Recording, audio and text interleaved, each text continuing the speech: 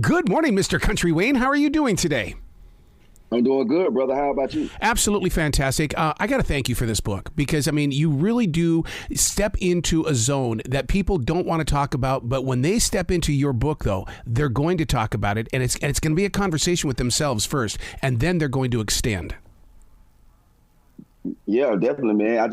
And that's why I wanted to put out there. It's like cooking something to eat, and you put these recipes and things that you know have worked, and you test it over and over for yourself, with you and your family and your own past. And now I just want to give it to the world. So that's the feeling that I hope they get when they open it. What is it like for you to relinquish that? I mean, because, you've been on tour. You've always been a very positive person, but now it's in book form. This isn't like a joke that, it goes in one ear and right out the other ear. This is going to be sitting right here in front of us.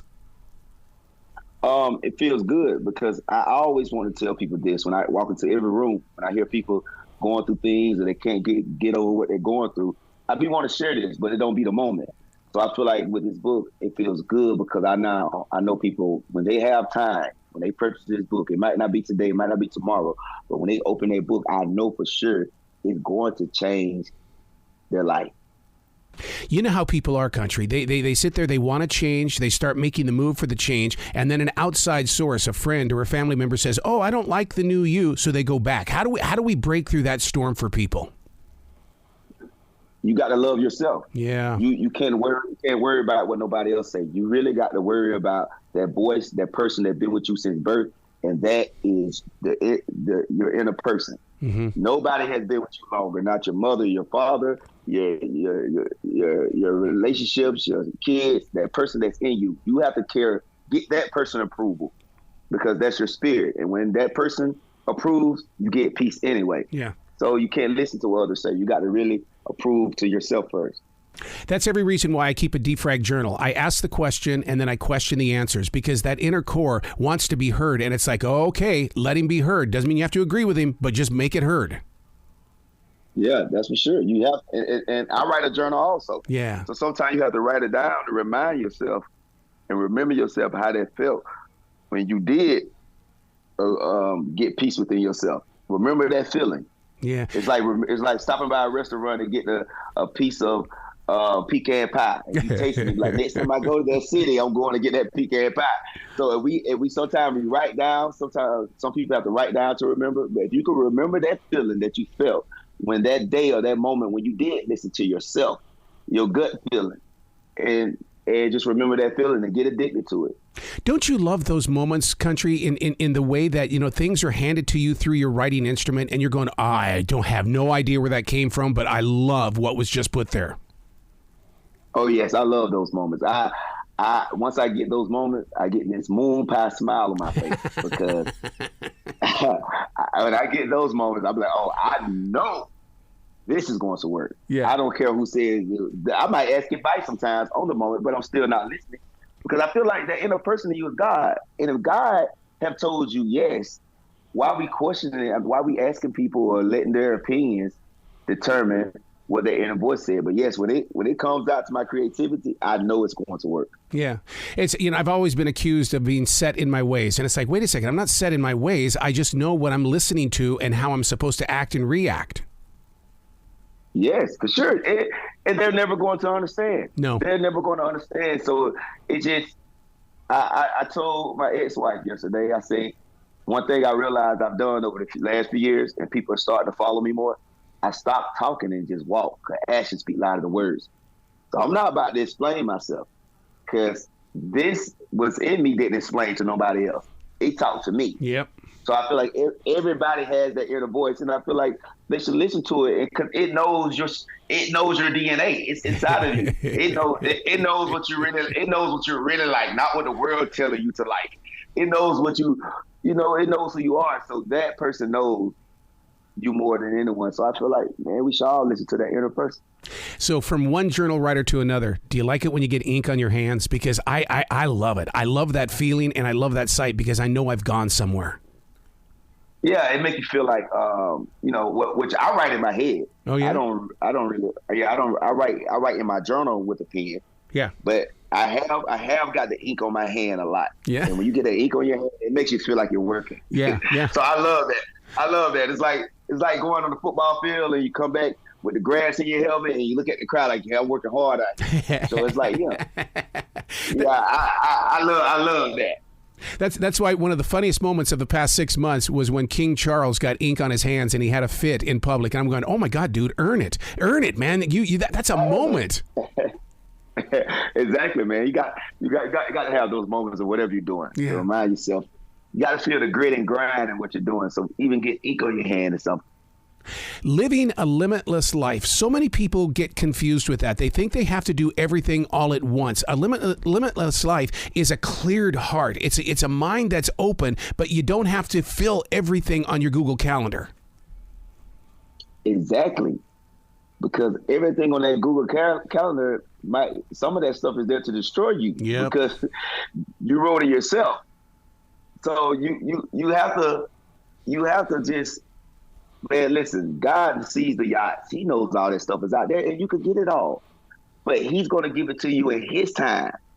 So I tell people, man, you have to want what's good for you more than you want. You have to want what you need more than you want what you want. So I tell people all the time, you have to go your steps. Take your time, because it's going to come, but it's in due time. If you get all of it at once, you're not going to enjoy it. If you give me breakfast, lunch, and dinner at one time, I'm not going to enjoy it because I can't take it all in at once. But if you give me breakfast, later on I get some lunch, oh my God. And then I get dinner later on, I'm going to enjoy each one of those meals. So don't be in a rush to get it. I love breaking down the word breakfast, and the reason why is because I've had to explain to a lot of people, it's not breakfast, it's breakfast. In other words, just have a little bit now because you need to be carried to the next transition in your life. Oh, man, do you got a book? Because that's amazing. That's amazing, brother. Yes, I love that. Exactly, man. And that's what people need to understand. People try to get it too fast, but you're not going to be able to take it in at once. You got to enjoy the moment, enjoy the journey, and that's what I've done throughout my whole career in life. Yeah. And I made some mistakes. I did a lot of things I wasn't supposed to do, but I did them early, where it didn't count too bad on my future record. Yeah, but Country, I like the mistakes, and I have an iHeart channel that's based on that, because I call it Creativity is an Addiction, and I say we all make mistakes, turn it into a tool, and so therefore you turn your mistakes into a tool, and all of a sudden you become stronger on your walk. Man, I'm telling you, you be a homemade knife.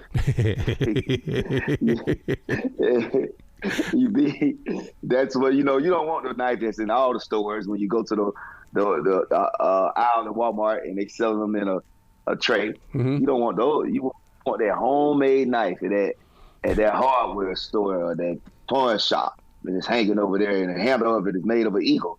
They got an eagle made in bronze. So that's what your mistakes are, and you put it all into one, and it sharpens you, just like you say. So when you're out on tour, Help Is on the Way tour, and you're on that stage, how do you keep from being a preacher? Because you're definitely a teacher. You're an activator. You're somebody who takes your words and your thoughts, and it becomes medicine for our soul. Because I respect people's money, and I know what they paid for. They paid for a comedy show. Yeah. So I find a way, because I can't help who I am. I am this person. Yep. I speak this all day behind closed doors. So what I do, that's my foundation. So if I do what the people pay to do, their foundation in me gonna come out anyway. Yeah. But if I try to force it on people, it's gonna be preachy. Yeah. So I feel like, no, they pay for a comedy show. They need to laugh.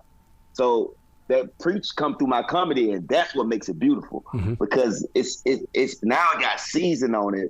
It got some paprika. it got a lot of the best salt, the pink salt, and the pepper, and a hot sauce, and it's juicy now because the comedy is the universal flavor. Because everybody don't like to be preached to, mm-hmm. but everyone loves to laugh. So that's what makes it more universal product. So the comedy. The comedy is the gift. Your videos are amazing. To be a fly on the wall while you're putting one of these together, it's got to be an important step. It's almost like you see the viewer before you actually send out the message. Yes, like I shared it on my I got a subscriber page where people watch me behind the scenes. And yesterday I timed myself. I came up with 90 skits in 2 hours. So that's I see the vision. I see I know how to string it in motion, because when you connect it to yourself, you connect it to everyone. So that's the secret to get connected to yourself. You really understand people more. So, I'm connected to me. So I already know when I put out something, I know how people are going to feel when they get it. Making that decision to be connected with yourself, because so many people are codependent of others. How do you step in that direction? Because you don't like to be like everybody else, because right. I never looked at nobody else's life and was like, oh, I want to be like them so bad. I look at everything of it. Even when I seen celebrities, I'm like, yeah, they making money, but they're never home. Yeah. So I'm like, I was like, let me find what's for me. I wonder what God got under the tree for me. Mm-hmm. So it's like, if you see everybody else with blessings, you should know that if we all got the same God, he got something so special that's going to make you happy, and you don't even know it, because I wanted to be a rapper. But now that I became a comedian, I'm like, he knew what was better for me anyway, because I don't feel like starting my show 1 o'clock in the morning and jump around. Hey, everybody, put your hands up. Yeah. I'm 35 now. My career would have been over. So is that your way of saying that you're not like Lil Wayne, where the night begins at 2 o'clock in the morning, you step into the studio to create something? Because, that to me is like, oh my God, that I understand the energy at 2 a.m., but I don't want to live that lifestyle. No, I'm real creative at 2 o'clock because I'm asleep. So I'm dreaming. So I see stuff that's not even here on earth around that time. I must go to sleep, man. Yeah. I am so glad I found myself and found God. So I'm a comedian, because my career is just beginning. It's always the beginning, man. My rap career would have been over. Wow. So you really hit me in the heart inside the book when you said, don't hide from where you come from. I rarely ever talk about my home life in Montana. I'm more Carolinian. And so when I read that, I'm going, man, maybe that's being spoken to my soul, that maybe I should go home. Yeah, because that's part of your uniqueness. Mm-hmm. If I would have came out here and I would have tried to be like everybody else, because, people are influenced by the big cities, New York, Atlanta, LA, California and all this. So I say, let me be me. Yeah. And people, if you be you, that's part of your recipe. So that's a piece of your ingredients. So if you take out that one ingredient, sometimes it changes the course of the meal. So I knew that. I'm like, man, if people just be real, because we want to see who you are. They don't want to see City Wayne. Who is Kountry Wayne? I wouldn't be able to tell that. I wouldn't be authentic with the stories if I talked about the city, because I came from farms, the dirt roads, one red light. If I talked about the buildings, I'm gonna be off a little bit. I'm like, man, that building that lean a little bit to the left when you on 3rd Street? They're like, no, I don't know what you're talking about. And everybody from the city gonna be like, he's not real. Yeah. If I speak something people not know, they're like, oh, we don't know, so he must be telling the truth. And everybody from those places, you automatically, it's like when you be authentically yourself, you automatically get those people.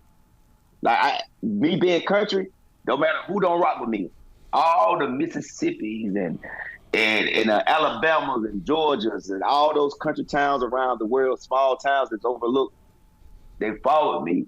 Mm-hmm. No matter if the world didn't follow me, because you pick up a lot of people. It's a lot of people just like you. So that's why you should always be real about where you come from. Man, you speak the truth on that, because here in the South, when we talk about taking the back roads to a different area, and you talk about the up and down of the hills and the twists and the turns, people go, yeah, I've been on that highway. Yeah, only in the South. Yeah. And then you drive into a big old fog bank. You're going, oh my God, he's been there. Exactly. You feel it with the person. So when you doing live stand up or whatever, and you talk about that, they like, when you get this out of a person, they felt that moment with you. When you talk about, believing in yourself and being a stronger you, how do outside sources handle that? Because a lot of people, they might accuse you of being, well, you're too into yourself, or you're overconfident, when in fact, I am the president and CEO of Me Incorporated. It's like, okay, we're going to get together. Let's find our harmony or our jazz, and let's move forward. To be honest, at first, people, you get persecuted for that. You know what I'm saying? All my life in school, I had to fight. and even in the industry, nobody really reached out to help me because of that. Well, I'm gonna let him drown on his own because they're mistaking arrogance for confidence. It's really confidence in yourself. But what I have learned, when you stand on it so long and you start having success with it, people start to fear it. Mm-hmm. They're like, yeah, this person do know something. And I'm getting that a lot. Of people are starting to really respect what my mind and not just my art. It's like whatever he thinks, because they've seen it on social media. So I tell people all the time, that person. And in the beginning, that person gonna get rocks thrown at it. People are gonna hate you. Mm-hmm. Your family gonna talk about you, but they really gonna talk about you if you don't become successful. Yep. So stick to that person, because it's a painting. When you start a painting, nobody's not going to buy it when you first start. It's going to look rocky. Yeah. Like, ugh. Why did you just paint it? You just painted it one color because that's the base. You try to use that color, put another color on top of it, it changes into another color. So it is hard to stay that person, because in the beginning, you lose friends, you lose family. People are always throwing shots at you. The eyes are on you because they wait for you to fail, because they want to prove you wrong. But when you stay that course, people eventually start to fear. You are very strong when it comes to this thought. Don't get mad, get money. I mean, I love that because too many people get pissed off way too easily these days and then they quit. But you're saying, no, don't get mad, get money. Yeah, because I feel like energy is energy. So if the catch an attitude takes you energy. So I'm like, let's use that energy just to get some money. It's like, am I going to take this $5,000 over here to the club and throw it in the air? Or am I going to take a chance investing it in a stock? Yeah. You might as well make some money with it. So I'm just like, man, instead of getting mad, use that energy to go get some money. Because money going to make you feel better than proving somebody wrong. You're a father of 10. I came from a family of 8. That bathroom time, dude, how do you deal with that with all those kids? Man, I had to get almost 10 bathrooms. So true, man. So true. Where can people go to find out about your tour? Because I want them to come see you. I want them to come experience you. If you type in Kountry Wayne with a K, Kountry Wayne, my tour and everything pop up, but it's on Ticketmaster right now. I have a few dates left. I'll get out toward the end of this month. I film a Netflix special this Friday, and if you Google it, type in my name, all the information pops up. Speaking of that internet, TikTok is such a major tool for you. Are you planning on making changes if they make it go away? Which I don't understand why they want to, but I at the same time I do understand. But I always fear for people like yourself who use it as a positive source of energy. Not really, because I'm mainly TikTok came last. I was already on Facebook, and YouTube. So Facebook and YouTube is my brick and mortar. So that's where I'm really at. Yeah. TikTok that's other people sharing my videos. So I'm the type of guy. I was like, well, Facebook and YouTube, their owners are worth a whole lot of money. So I think they're gonna fight to keep them going. So I kind of keep my time investing in those two the most. Oh, Kountry Wayne, you got to come back to this show anytime in the future. And when you come to Charlotte to perform here sometime, man, we got to get together for some lunch. Man, I appreciate it, man. This was one of the best interviews I ever had. And thanks for the energy. Thanks for really caring about the book. I really appreciate it, man, for sure. You be brilliant today, okay? Oh, yeah. Saying to you, my guy.